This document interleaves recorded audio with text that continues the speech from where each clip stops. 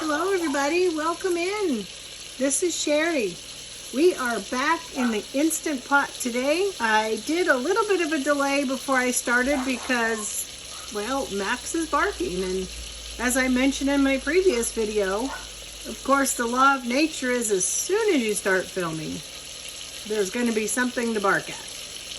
But today we are making, I'm doing this in a couple batches, just for space purposes. We're making Instant Pot chicken paprika.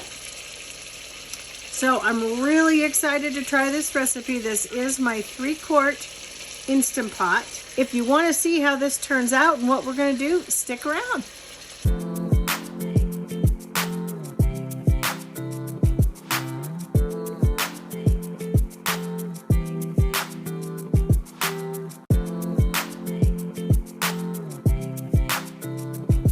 I could have done this on the stovetop, this step in a cast iron, but I just really wanted to make it all a one pot. I do apologize for any steaming that there might be on my camera. Yeah, I just wanted to make it a real one pot meal. I want really simple options for busy people, working mothers, working people that just want to keep a one pot simple. I'm doing this about 3 minutes per side. It's been in, a couple minutes now, so I'll turn it in a little bit. Take this out. All we're doing is just giving it a little sear. We're not cooking it through. I've got a clean plate set to the side that we'll put this on and do our next batch, and then we'll move on to the rest of the recipe.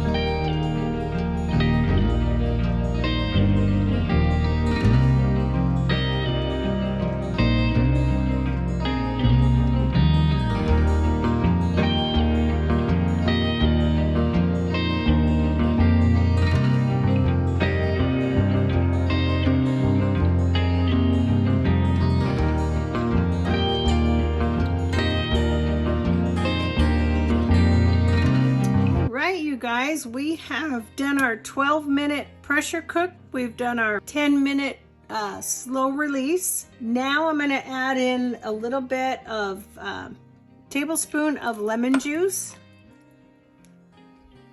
And at this point, we're just going to let it sit a little bit, and I'll be back because the last ingredient to add before we plate this over some buttered noodles is sour cream, but I don't want to add that in until the end. So when we get ready to serve up, I will come back, we'll put in the sour cream, we'll plate it up, and we'll see the finished product.